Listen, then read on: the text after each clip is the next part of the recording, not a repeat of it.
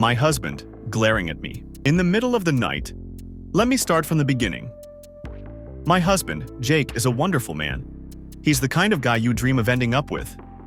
We've been together for 8 beautiful years, and we've been married for nearly 7 of those. Jake is kind, patient, funny, and always knows how to make me feel better when I'm down.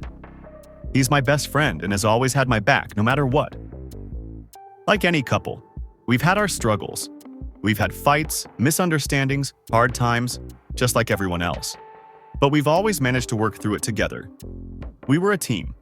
A good one too. Nothing ever felt too big to handle. At least not until recently. Something has changed. Something I never saw coming. And if I'm honest, it's shaking me to my core. Let me explain. This whole nightmare started about 2 weeks ago. It was a Friday night.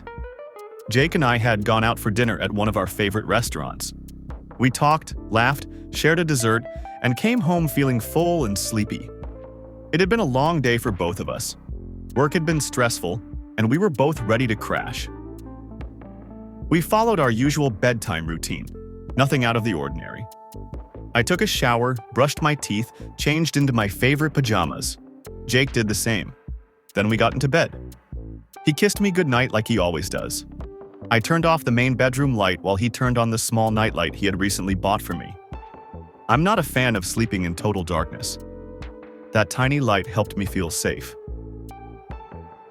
I curled up on my side, stared at the soft glow of the nightlight for a few moments, and then drifted off to sleep. I don't know how long I'd been sleeping when I suddenly woke up. It was one of those weird moments where you open your eyes and don't know why.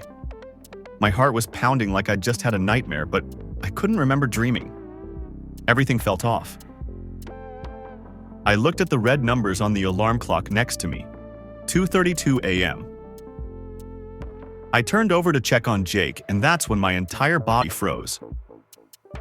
Jake was laying flat on his back, completely still. His arms were straight by his sides. His face was blank, no expression. But his head was turned toward me, and his eyes were wide open, staring right at me. Not blinking, not moving, just staring. At first, I literally forgot to breathe. I just laid there, frozen in place, staring back into his eyes. It didn't feel like Jake. It didn't feel human. It felt like something else was looking at me through him. Finally, my brain kicked back on. Something was seriously wrong. I sat up quickly and leaned over him. "Jake," I whispered. "Honey, are you okay?" My voice trembled as I reached out to touch him. His skin felt ice cold. That sent me into a panic. I leaned over him more, watching his chest rise and fall. Okay, he was breathing, but still, he didn't move. His eyes just followed me, wide and lifeless. I shook him. Jake, please wake up." I was crying now. I didn't know what was happening. He looked dead, but he was breathing. His skin felt cold as ice, and he just kept staring. I grabbed my phone with shaky hands and started dialing 911. Before I could hit the call button, I heard a noise. Snoring. I looked back at Jake and everything had changed. His eyes were closed. His face was peaceful. His body was warm again. It was like nothing had happened. I sat there, staring at him for what felt like forever. I didn't know what to do. I was too scared to wake him up again. I just watched him sleep. Eventually, I laid back down. I turned away from him and pulled the blanket over my head. I didn't sleep well, but I guess I drifted off eventually. The next morning, I woke up to the smell of bacon and eggs. Jake's side of the bed was empty. I sat up slowly, trying to convince myself it was all a dream. I walked into the kitchen, and there he was, standing at the stove with a big smile on his face. "Good morning, beautiful," he said cheerfully, handing me a plate of food and a cup of coffee. "Morning," I replied softly, taking the food. "Sleep okay?" he asked as he sat beside me. I hesitated. "Not really," I said quietly. He frowned. "Why? What happened?" I looked at him, searching his face. "You were staring at me last night, like really staring. Your eyes were wide open and you wouldn't respond. You were cold. I thought something was seriously wrong." Jake looked genuinely confused. I don't remember anything like that. Are you sure it wasn't a bad dream? It didn't feel like a dream, I whispered. It felt real. He came over and hugged me tightly. I'm so sorry, that sounds terrifying. Maybe it was just a weird night terror. I doubt it'll happen again. You still love me. I clung to him, always. For a few days, everything was fine. I slowly started to forget the incident. Maybe he was right. Maybe it had just been a strange dream.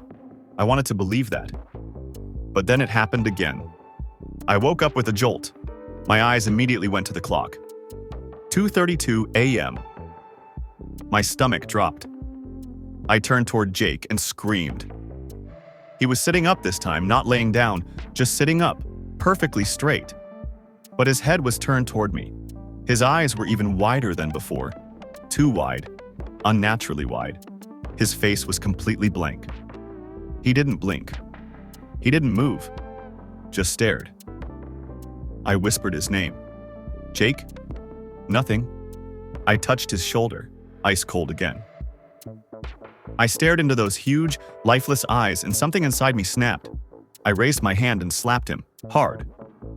He didn't flinch. It was like hitting stone. Then, without a word, he slowly laid himself back down, eyes still locked on mine, still not blinking. I turned away, grabbed my phone, and heard snoring again. I turned back. He was asleep, peaceful, warm, normal. I couldn't take it anymore.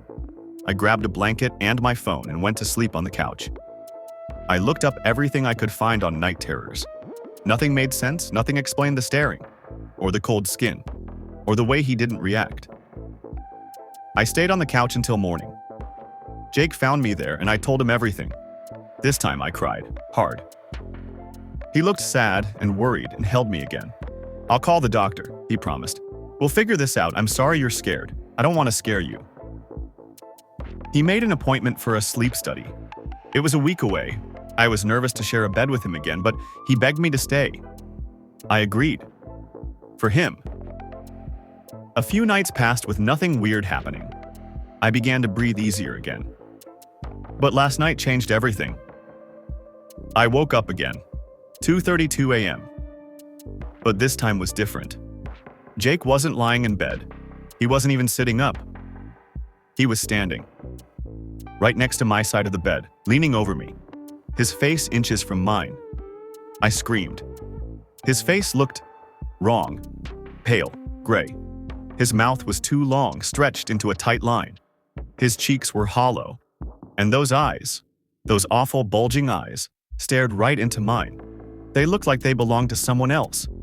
Then his lips moved. And in a deep, raspy voice that wasn't Jake's, he said, I see you.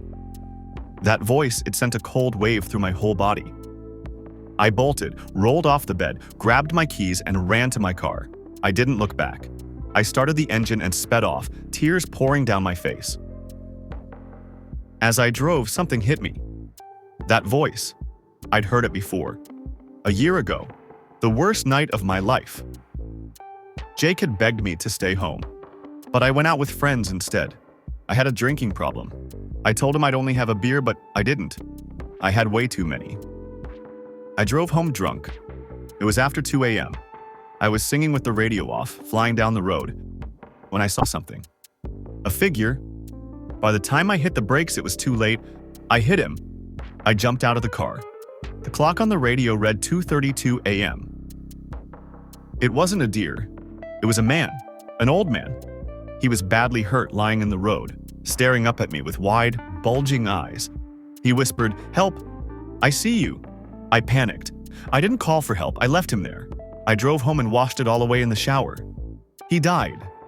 And now, he's come back, through Jake. Or maybe just through my guilt. The first time Jake stared at me, that was the 1-year anniversary. It all makes sense now. I'm writing this from a hotel room. I left the house and took my laptop from the car. I'm finally ready to tell the truth. To Jake, I'm sorry, I love you. To that man, I'm sorry, I should have helped. I'm going to turn myself in. I can't live like this anymore. The guilt, the fear, it's too much. Maybe this is the only way to end it. Please, never drink and drive. It could ruin more than just one life.